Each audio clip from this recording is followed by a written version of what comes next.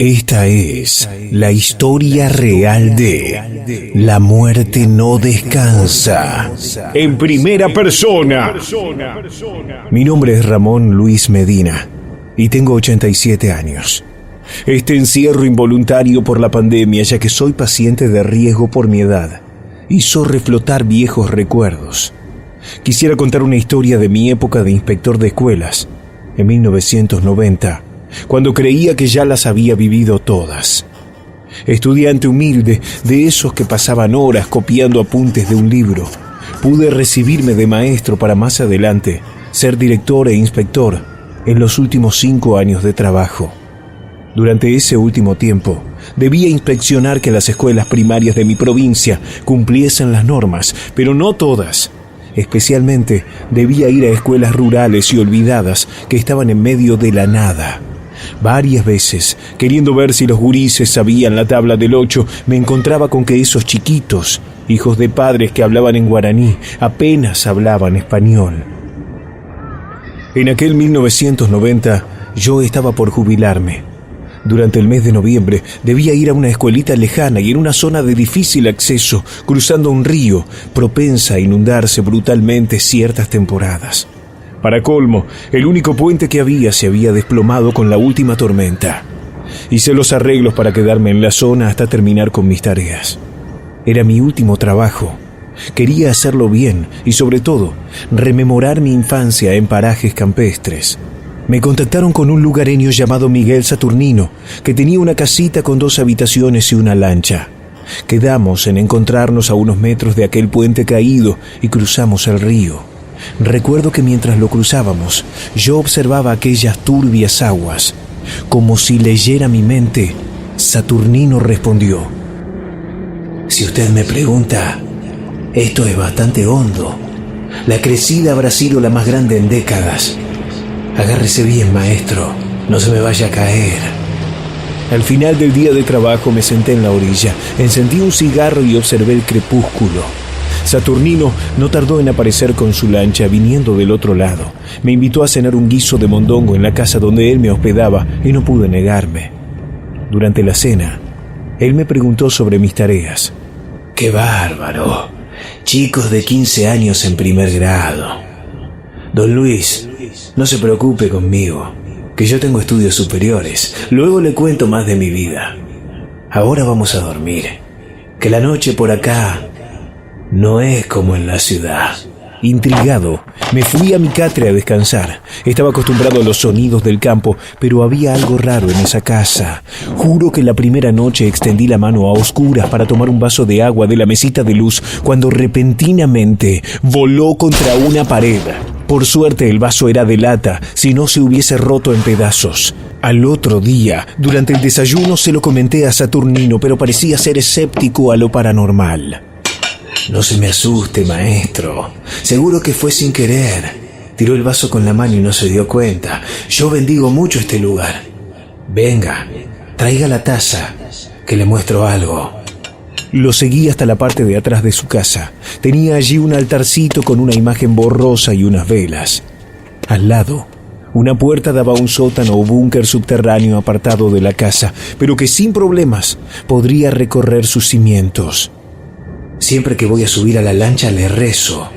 Ese día de trabajo cansador apenas cené. Me fui a dormir. Aquella noche volvieron a despertarme ruidos en la habitación. La puerta del cuarto se abrió levemente y se oyeron pisadas por toda la casa. No voy a mentir, de lo asustado que estaba, por no decir otra cosa, grité con miedo. Saturnino, ¿es usted? ¿Qué está pasando? Los ruidos no cesaban. Él se apareció en la puerta y me respondió algo nervioso. Tranquilo, ya va a pasar. Quédese acá, usted no salga. No le hice caso y me levanté. Se oían golpes de puño en las paredes y algo que rasgaba el piso desde abajo. Las ventanas se abrían y cerraban. Casi me orino encima del miedo. Junté coraje y fui a la habitación de Saturnino, pero no estaba allí. Un sol de noche en su mesa de luz era la única iluminación que había, y al lado había una libretita gris y un bolígrafo. Iba a ver qué era eso, pero unos agudos lamentos que venían desde afuera me sobresaltaron. Salí, pero afuera la cosa no era mejor. Sombras revoloteaban alrededor de la casa. Fui hacia la parte de atrás, allí en la penumbra. Saturnino le rezaba de rodillas a la imagen, suplicando y encendiendo como podía unas velas. Madrecita, perdón, sálvame de la oscuridad. Nunca fui muy devoto, pero cuando encendió las velas, observé en la penumbra aquel rostro pétreo y piadoso de la imagen, que parecía ser alguna virgen, y súbitamente sentí paz. Creí que era mejor dejarlo solo y volví a la casa. Las sombras se habían ido, y fuera lo que fuese, había desaparecido. Las semanas siguientes fueron tranquilas, pero en los últimos días que me quedaban allí, se venía una tormenta. Debía quedarme hasta el viernes, pero el jueves, el cielo se rompió en furia y también mi suerte.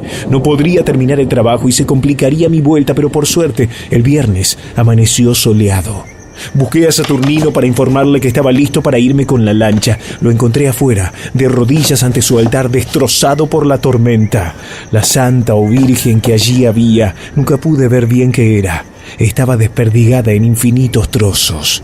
Quise decirle que podíamos repararla, pero me invadió un mal presentimiento. Yo hice mis deberes. Me despedí de todos en la escuela y esperé a Saturnino. Por algún motivo, esta vez se retrasó. Cuando lo vi acercarse, ya caía la noche. Él seguía con pocas palabras. Al llegar, pidió disculpas. Dijo que se había quedado dormido. Mire, maestro, no me gusta navegar de noche. Más vale que nos quedemos acá. Le expliqué que debía partir temprano y le prometí que si me llevaba, le compraba la santa o la virgen rota de mi bolsillo, lo hospedaba en mi casa en agradecimiento y de paso me contaba las historias prometidas al conocernos. Si usted tan solo supiera un poco, maestro, hubiese venido a nado todo este mes, dijo, y al final se subió y arrancó el motor. Me quedé mudo y sin decir nada, subí a la lancha. Cuando estábamos a medio camino, mi mente tenía 1000 preguntas, pero tenía miedo. ¿Quién era realmente Saturnino? Cuando llegásemos a la casa lo ametrallaría a preguntas, pero de pronto la lancha pegó una sacudida. Observé el cielo, estaba claro, no había vientos ni signos de tormenta. Señor, pare. Está pasando algo, pare. Le dije, pero fue demasiado tarde. Una fuerza descomunal nos dio vuelta a la lancha y caí. La oscuridad del agua y la noche no me dejaban ver. Sentía algo o alguien moviéndose en torno nuestro, sombras más oscuras que aquella oscuridad, pasando a velocidad increíble en el agua. Hoy, 30 años después, aún siento escalofríos al recordar las manos en mi rostro cuando estaba bajo el agua, subiendo por mi cuerpo, empujándome hacia abajo. No sé ni cómo logré llegar a la orilla. Miré hacia atrás. Saturnino había desaparecido. Al fijarme si estaban todas mis cosas, encontré que en un bolsillo tenía la libreta de la mesita de luz de Saturnino. En medio del miedo la había agarrado inconscientemente. En shock, fui hasta mi casa y por teléfono pedí auxilio. Lo único que se encontró fue la lancha con inexplicables arañazos recientes. Por el impacto de aquella tragedia, intenté borrar todo recuerdo de mi mente. Tuve miedo de leer el cuaderno de Saturnino, de saber de alguna aterradora verdad. Recién al año siguiente, cuando hallaron el cadáver de Saturnino, quise hojearlo. Los restos de Saturnino fueron hallados al bajar la creciente. Su pie estaba aferrado a las algas. Así se firmó la causa de muerte, asfixia mecánica, pero nadie jamás pudo explicar por qué el cuello estaba girado de tal forma que su rostro estaba hacia su espalda. Pero yo supe la verdad al leer ese cuaderno. Temblé al leerlo. Allí, Saturnino, mejor dicho, el sargento Saturnino Nievas, detallaba punto por punto las atrocidades cometidas a aquellos que torturó en la dictadura cívico-militar en el sótano o búnker que estaba junto a aquella casa. Nunca sabré si lo escribió para entregarse, para recordarlo apenado o para regodearse. Yo pude haberme ido para el otro lado también, pero algo o alguien quiso que así no fuese. Ahora, cada noche, le prendo una vela a la Virgen. Sé que no es la de él. Jamás pude verla, pero aún así, jamás mi Dios podría ser el de un asesino genocida, aunque aquel profesara la misma religión. Dios quiere héroes, no asesinos. Y el asesino es todo lo contrario al héroe. Nunca sabré por qué hacía sus metódicas memorias, tampoco si sus torturados buscaron una lenta venganza con un nombre secreto entre los labios, porque el olvido no había borrado los agravios. Lo que sí sé es que lo vinieron a buscar, porque la muerte no descansa. Esta historia es real.